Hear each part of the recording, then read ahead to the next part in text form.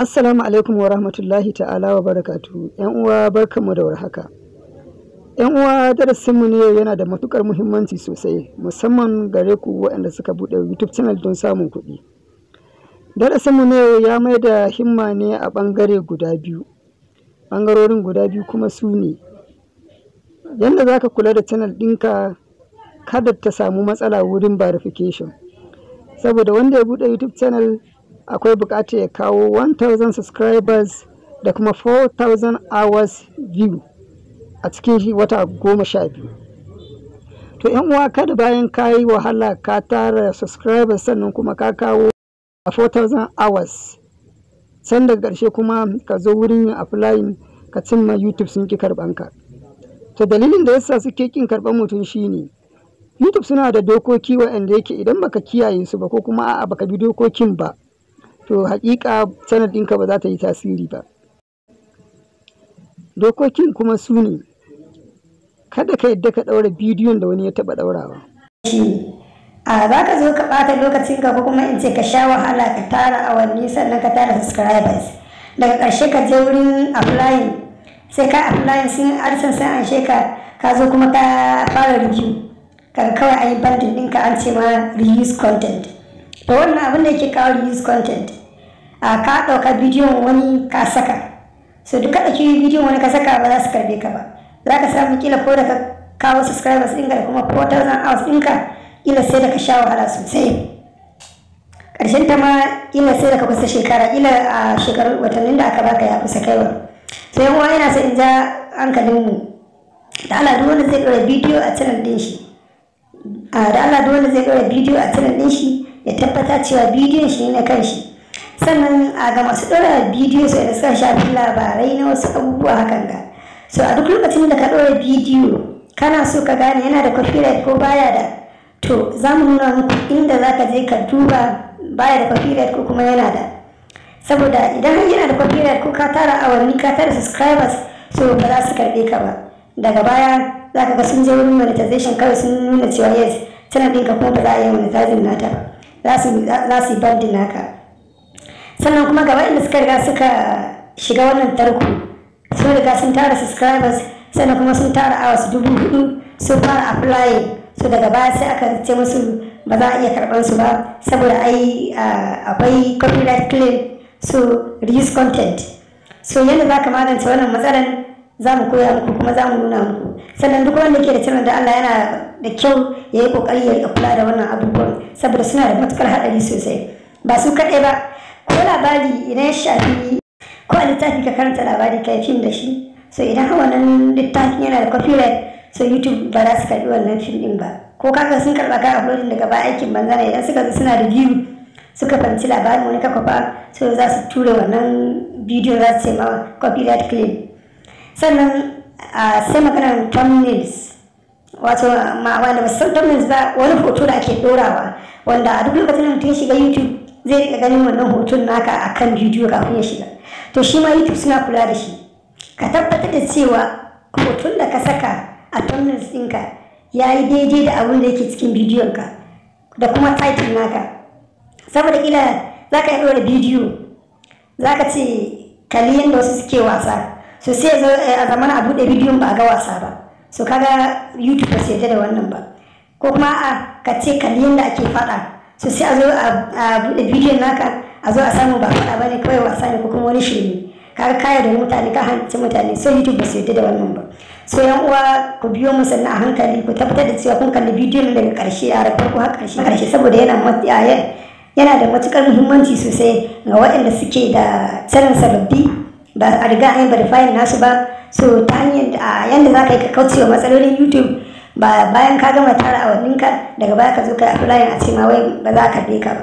So yan uwa ku biyo mu cikin wannan shiri don ku ga yadda za ka magance waɗannan matsaloli ko kuma in ce za ka kauce waɗannan matsaloli ya zama na kana gama haɗa subscribers ɗinka da 4000 watch hours naka da ka apply kawai za a yi accepting ɗinka za a fara biyan ka. So idan kuma baka kauce waɗannan matsaloli ba ko da ka yi apply sai accepting ɗinka daga baya kawai za ka ga sun rejecting ɗinka, za ka ga an ware biyan ka amma za a yi rejecting ɗinka. So idan suka yi ma channel ɗinka review So idan ka fuskanci matsala ta kai guda uku za su ma iya rufe channel ɗin kaka yake manza. So ku biyo mu cikin wannan darasi domin ganin yadda za ku magance wannan matsala cikin sauki. Mu je zuwa. Da farko za mu shiga cikin application ɗinmu na Chrome. Yawa bayan ya buɗe sai mu search youtube.com. Yawa zai buɗe kamar haka. Wannan ita ce fuskar YouTube ɗinmu ta asali. Yawa dan uwa sai ka kula, sai ka zo nan gefe inda email ɗinka yake sai ka shiga. Bayan ka shiga sai ka zo nan inda aka rubuta YouTube Studio Beta. Sima sai ka shiga. Yawa wannan ita ce fuskar YouTube ɗinka ta asali, wato ma'ana fuskar dashboard ɗinka. Yawa gata nan ta buɗe. So za ka jawo ka zo nan ƙasa ka duba channel ɗinka da kyau, sai ka zo nan da aka rubuta monetization wurin S ɗin nan sai ka click.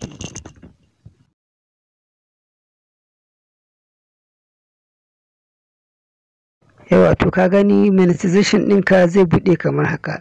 So idan har ka apply monetization da bidiyoyin da ba naka ba wanda suke da copyright claim, so za ka ga shi nan an rubuta maka reuse content a nan, sannan ga alamar motsin rai nan. So da alama kenan ka ɗora bidiyoyin da suke da copyright.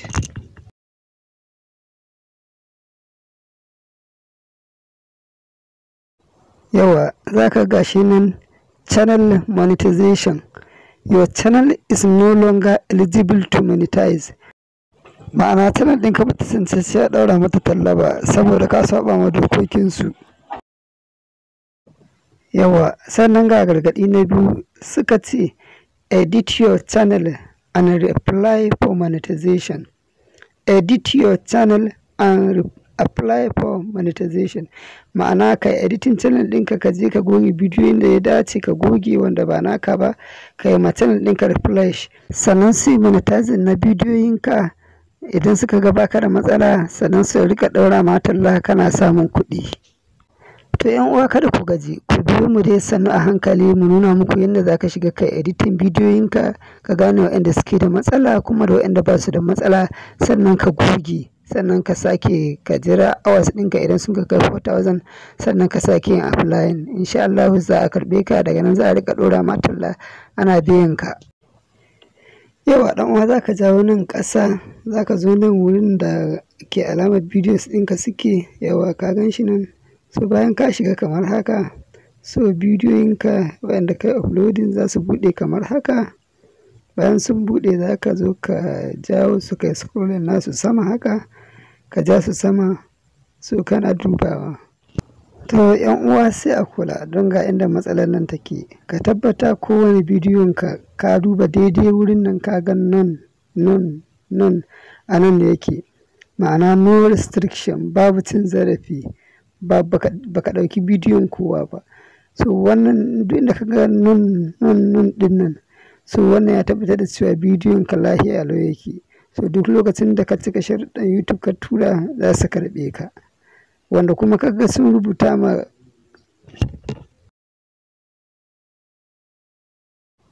copyright claim a daidai wurin nan kamar haka, to ka yi maza ka je ka cire bidiyon. So idan ka cire bidiyon, so ka yi applying za su karɓe ka. So ga hanyar da za ka bi don cire bidiyon cikin sauƙi, ku biyo mu.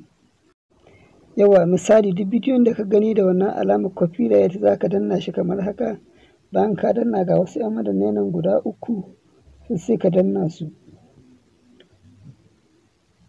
Yawa sai ka danna su kamar haka. Bayan ka danna ga shi nan a ƙasa delete forever. So kana shigan shi kawai zai tambaye ka you want to delete forever, kawai za ka ce yes. Da ka yi haka nan shikenan kawai ka goge bidiyon kwata-kwata, channel ɗinka ba ta da sauran matsala. In kuma dama sun ture ka ne, sun ce sai ka yi gyara, so da wannan hanyar ita ce za ka gyara bidiyoyinka, ka duba wanda suke da copyright claim a daidai wurin nan kawai sai ka cire su. Da ka jira awanninka ya cika, insha Allah za su amshe ka kuma za su ci gaba da ɗora ma talla ana biyan ka. So da fata wannan bidiyo ya ƙayatar da ku, kuma muna jiran comment, like da kuma tambayoyinku. Duk inda mutum bai gane ba yana da damar da zai kira lambar wayar mu kamar haka saboda mu ƙara masa haske. Mun gode sai mun ga like ɗinku da kuma comment ɗinku.